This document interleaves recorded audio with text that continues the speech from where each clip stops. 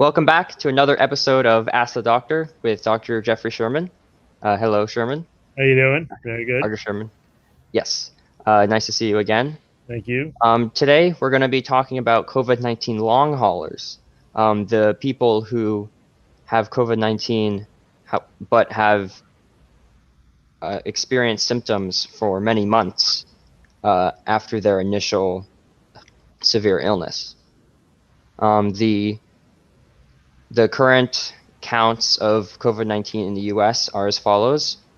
There are 6,087,000 cases of COVID-19 in the United States, and there's 185,000 deaths.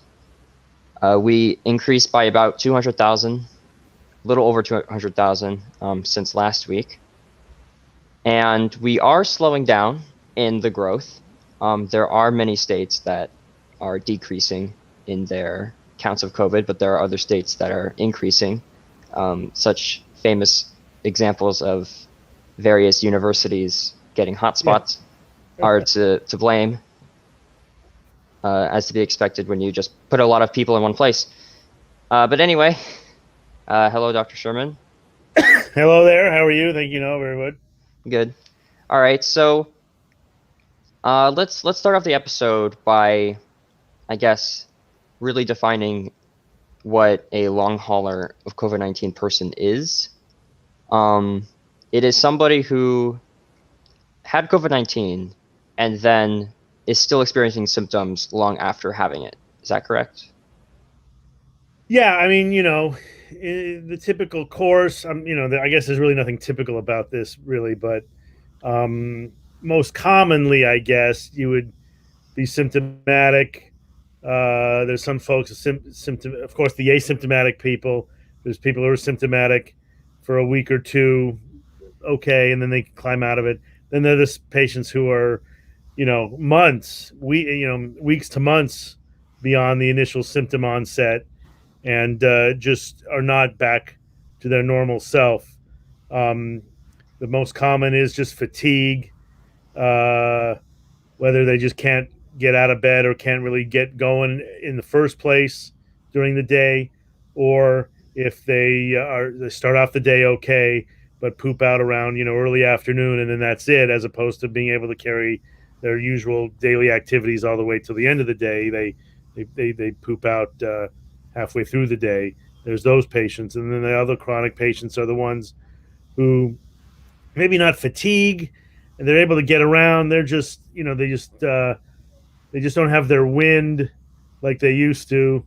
And if you're an exercise person who exercises daily, your exercise tolerance is 3/4 of what it was. Even though you're physically feeling good and you're not short of breath at a resting state, you're losing your short of breath. You're losing your wind a little bit earlier. You take out the trash a couple times a day and you're huffing and puffing, as opposed to where you used to be able to do it no problem. So things like that. But usually, months after the infection, as opposed to those symptoms, you're done with them after 2 weeks and you're 100%, which a lot of folks have that. But then you have the long haul patients who just don't have their wind or their strength back. Yeah. Now, one thing that I think some people might accidentally make a mistake is where it's possible some people might attribute those symptoms to being out of shape, because after all, if we've been quarantining for so long, then it would make sense that our bodies are not as fit as they were beforehand. Right. So I guess how can someone really tell that they're out of breath because of their lack of exercise, or rather because of COVID-19? Well, they just know They feel it. Unless you feel don't know you've been positive or not. Some folks don't know they're positive, and they get symptomatic and they didn't get tested, but they figured they were, but they don't know. Or, it's just a definite change from your baseline. If you're out of shape, even though you're out of shape, you can do something, maybe not as much as the in shape guy down the street, but you know your limitations, your body, your baseline, what your routines are. If there's a shift to that, then it's from the COVID or from something else that you acquired, as opposed to your baseline, out of shape kind of thing. So there's just a difference between your baseline and what the new normal, and hopefully that can regenerate to get back to where your baseline is. But people know their body and they know their exercise on. Now, if you never exercise, I mean that's one thing. But you walk around, you do household chores, you lift groceries from the car. I mean, people do exert themselves to some degree, and if doing those same exertional activities results in a more severe shortness of breath, and it takes longer to recover from that, then there's something up that wasn't there 6 months ago. Of course. And uh, these people are going to be feeling other symptoms, not just short of breath of exercise. There's going to be other Yeah. effects. One of those effects that I'm seeing people repeat is something that they like to call brain fog. Um, what exactly is brain fog? It's just not a clear thought process. Loss of words during speaking. Memory is not so great. Mainly short term memory. Can't remember yesterday's activities. Walking into a room and forgetting why you walked into that room, going to the kitchen to get something, and then you're like, "What am I doing here? I forgot why I went to the kitchen," and then and you don't know, so you walk back to the living room, and you're still stuck. Forgetting a word, a phrase mid sentence, Hmm. things like that, and just having trouble concentrating during the day on activities that require some focus. Uh, you know, Work, writing on the computer, writer's block, just having trouble focusing, getting up and down, and just having trouble with it. And that could be result from the COVID. Now that can happen in general anyway, but Right. it seems to happen more often to more severe in some of the patients who had COVID, a little bit of a foggy brain, memory loss, can't place the word, and just kind of not able to focus, which is a tough thing because focus is required a lot of all day long when we are doing our jobs. Exactly right. And yeah, brain fog, I guess, is kind of just it's a lot of small things, a lot of small experiences that uh, can add up to you kind of just looking at yourself or thinking of yourself and like, I'm not performing as well as I usually do. Yeah, I'm forgetting more often. I can't find my yeah, words not as a often. charm. Or you write things, or you go back and look at it. This is what I wrote, or this is what I did. That's not. I don't recognize that so much. Exactly. I guess misspelling would also be a part of that. Yeah, misspelling or just using, yeah, writing incorrectly, errors on the paper that you wouldn't make ordinarily that are popping up now, misspelling, grammatical things, you know, not so much nonsensical stuff. It's not really that Yeah, you're thinking of wrong things or making up, you're not like schizophrenic and making stuff up. It's right. just difficulty getting it right when it's, you're around it, but it's just not exactly sharp and pinpoint that you're capable of. And now that we know that these month-long infections or month-long symptoms exist, but we we have a lot of knowledge in the best way to treat these long haulers, You just got to treat you just got to support and treat the symptoms. the virus and the symptoms. And I mean, there's some medications to enhance memory out there. Um, these are just anecdotal things. I mean, they're indicated for other, non-COVID scenarios. So how they perform these days is going to be up in the air. But the usual aging dementia, you can try to slow that down with certain medications. In terms of the brain, you can take inhalers if going back to the shortness of breath or losing your wind a little bit to try to maximize gas exchange there. Um, but it may just be the scar tissue or the chronic new change from the infection that is the way it is, or may take months to years to return to normal. But there are some, usually you treat the symptoms like you would for any other type of symptom. An asthmatic loses their wind, or a COPD patient may lose their wind the same way a chronic COVID patient would, and you would treat that. But until the virus is overcome and some of the lungs sort of get better on their own, those symptoms still may linger despite treatments. Exactly. I think it's just really a show of how much, well, we still don't know. We've learned a lot, but we don't know everything about this disease, Yeah, because of just how early it is, and because these long haulers are creating new territory, so to speak, new um, knowledge territory, in that they're we don't know how long they're going to last. Like, we don't know how long their symptoms are going to right. last, because they're to the current day. Um, and sometimes they get tested negative, although I believe those obviously could be false negatives as well. So I think that's just like a whole other ballpark. Um, Yeah, the testing is another thing. I mean, you can get tested when you're symptomatic, you can get tested when you're asymptomatic, um, and just kind of use that information to help, as a part of the bigger picture. Um, I've had patients test positive lately, actually, prior to their procedures, and they were fine. They felt great. Had like they were like taken. They were like blown away. Like, really? No way. I feel it's impossible. And so we yeah, tested them again, and they were negative, all of them, the second and third time. wow. Well, I'm wondering, how of the positives we're seeing, how many of those are these false positives or asymptomatic positives that really aren't? Because if you test them 24 hours later, they're negative, and then 24 hours after that, they're negative. Um, so, I mean, we're testing them for procedures. So, and I've been tested 3 times myself, um, asymptomatic, and I've been negative 3 times. But my point is, a positive can come up and then it can be negative. So, I wonder how many positive results are coming out, are being detected on on asymptomatic patients, and then everyone's saying, well, you can be tested positive if you're asymptomatic, but how much of those are true positive tests? I don't know.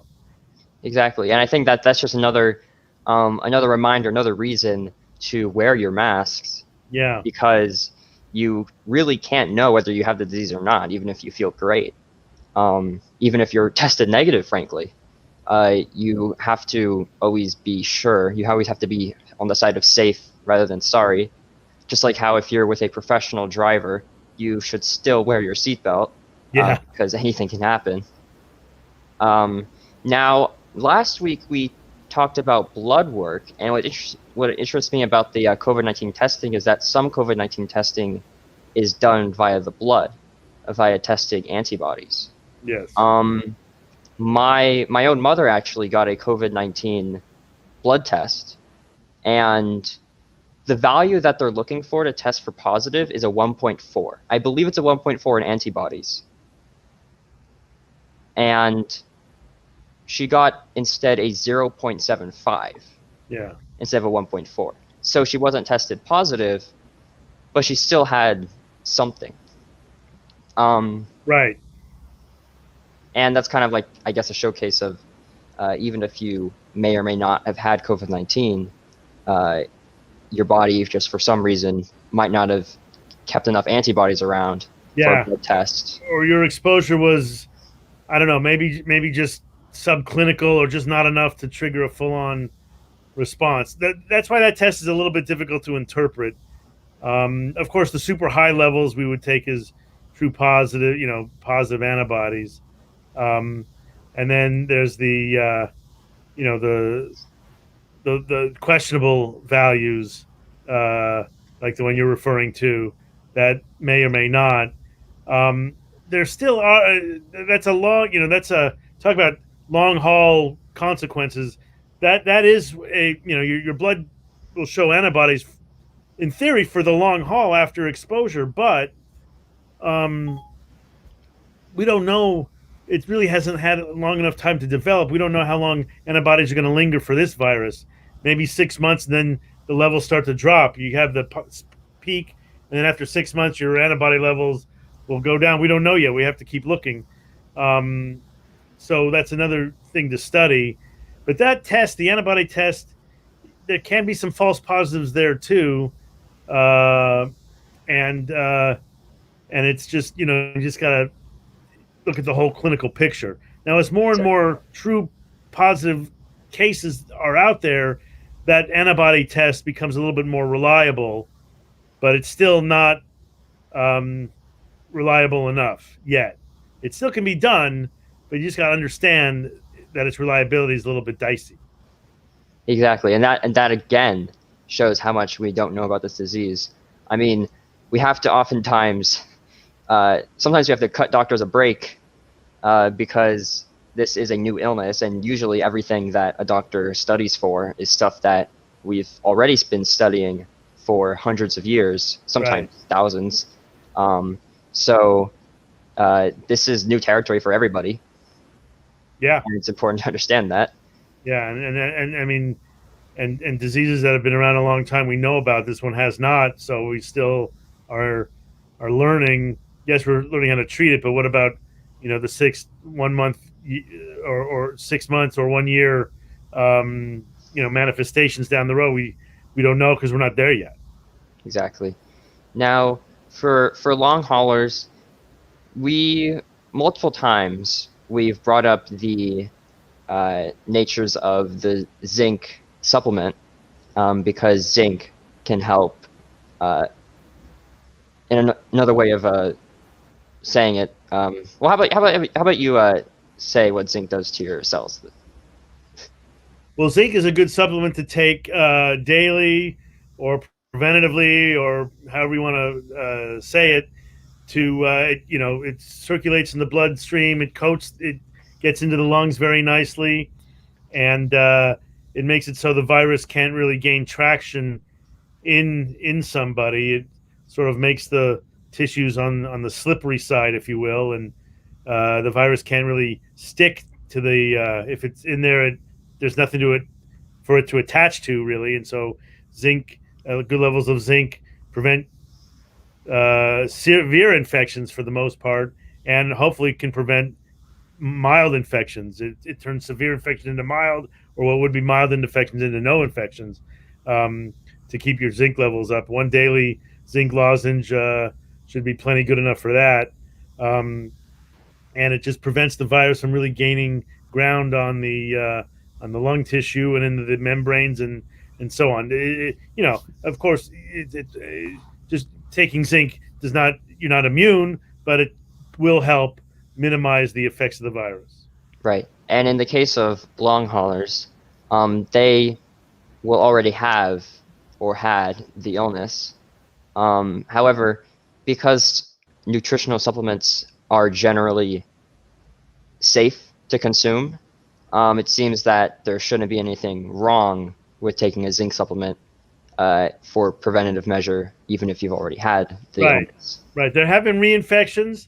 Hard to know if they're reinfections or just never really got rid of it. But zinc is a an otherwise harmless, no downside to it thing that if you take if you take it after infection, it can help against other co-infections, other viruses, other coronaviruses, the cold and the flu virus. You're susceptible to those at any time, so it'd be good to take them and prevent that. You get a flu on top of a you've had COVID, then you get an influenza. You're gonna set your lungs back even further. So zinc can help with those other things too, even in the long hauler scenario. I found it, yeah, that's true. And also, you mentioned influenza, and that is very true that we are now approaching or in the flu season. Yes. So it's important to, despite I think COVID-19 being a lot more looming than the flu, uh, everyone should definitely get their flu shot. Yeah, the flu shot's important. The flu, that's an interesting topic, um, because yeah, you talk about lingering effects, long haul. I want to tie it into the theme of the day. You get your, March, April when this corona was starting. Now it's into September. So we're 6 months into it. Now here we are, flu season coming up. You got to get your flu shot to prevent the flu virus, which is in the corona family, just like the COVID is, so it can get too severe of a flu infection. I have a feeling. I have a couple of theories, none of which are medically backed or anything, but just kind of my own thoughts, and that is the social distancing we're doing for the COVID is going to help minimize the flu season.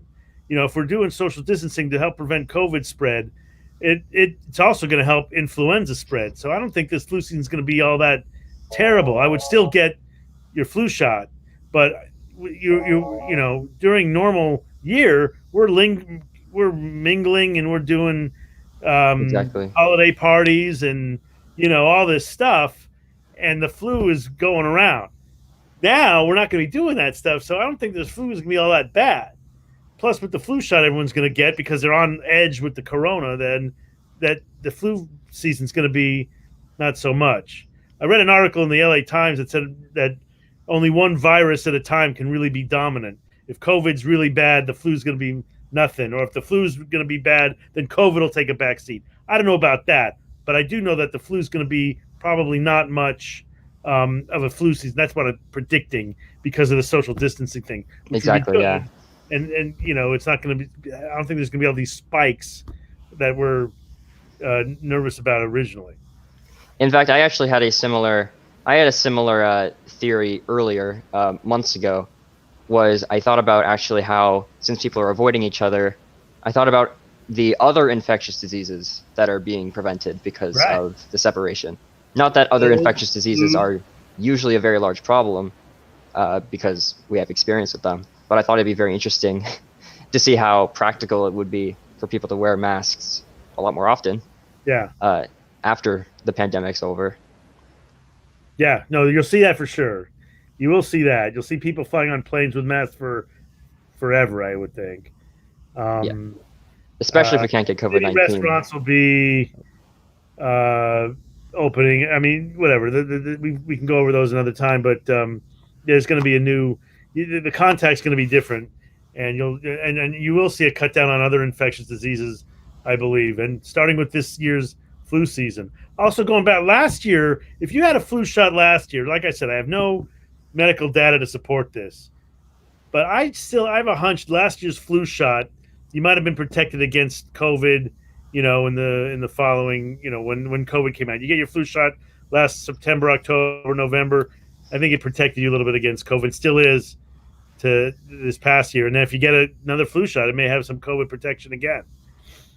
Exactly. If the viruses are in the same family, then there Yeah. should be, after all, they're in the same family because they share some kind of genetic code, Yeah. which that's exactly how your body's immunization works. Right. So all of And the until an actual vaccine is available, they're saying who knows if it's political or not. But right, late October, early November, we'll see. We'll see. exactly. And I want to remind that if anybody knows somebody who may or may not have COVID-19, or you yourself have some weird long-term symptoms from COVID-19, or you don't know, it's important not to overexert yourself, because while you're sick, of course, your body is already in a weakened state, and even like we've said earlier about how you're going to be more out of shape, or your lungs rather, you're going to run out of breath quicker. It's important that you don't overexert yourself, because then that stress might make the infection worse temporarily. It might just make you feel a lot worse. And so it's important that if you're doing some kind of task and you really want to finish it, but your body is telling you that you shouldn't, if you suspect you're a long hauler, then you probably really shouldn't. There Yeah, are some cases. it's more, and it's hard to say. Is it active infection still lingering, or is it just like the scar tissue, or just the long term effects of having had it? You know, Right, scar tissue. I think that we don't know. I think it could be a little bit of both. Um, but I mean, you will notice for sure the the lack of wind, the shortness of breath. You can't really go to higher altitudes. You get short of breath instantly, kind of. And then others may notice or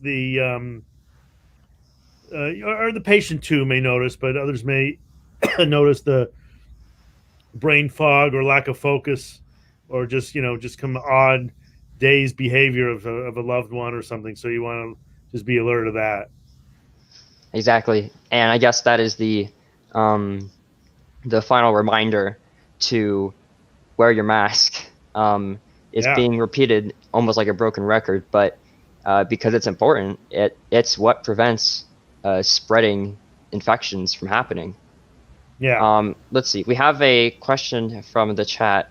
No, very good. Are COVID long haulers infectious the entire time they have symptoms?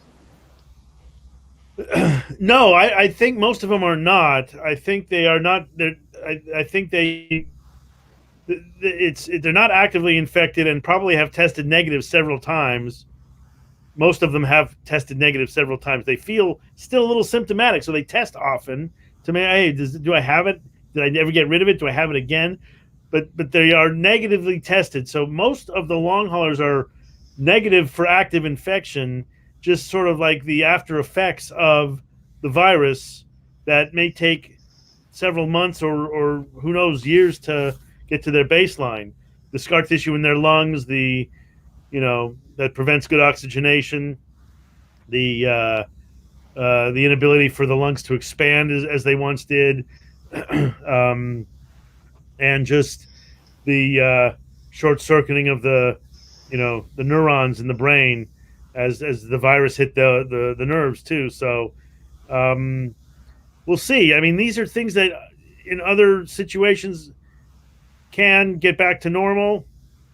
Hopefully, this can too. But if you have a long chronic symptom, it's more likely from an infection that you've overcome, and then the symptoms are residual. Exactly. I think that's a nice place to end the show for today. Was there anything else you really wanted to bring up? Uh, no, I would.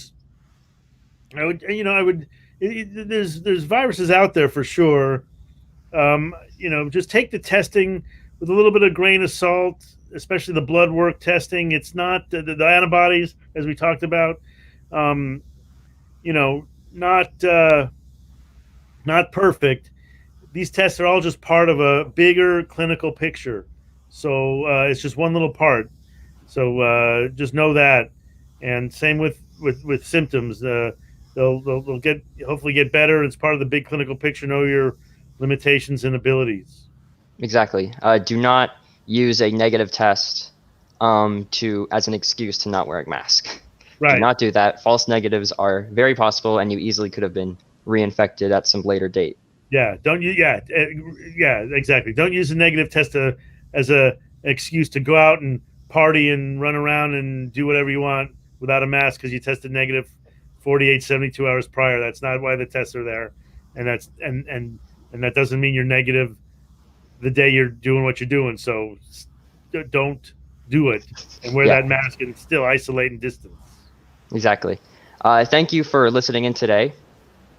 If you're in the LA area and you would like to see Dr. Sherman, you can email him at towergastro@gmail.com. It's in the chat. Or you can call his office at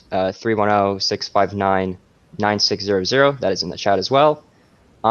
If you have any questions, if you're watching this in post, or we couldn't get to it today, you can email us at myworldsciencetv@gmail.com. And always remember to wear your mask, wash your hands frequently, and social distance as much as you can. And until next week.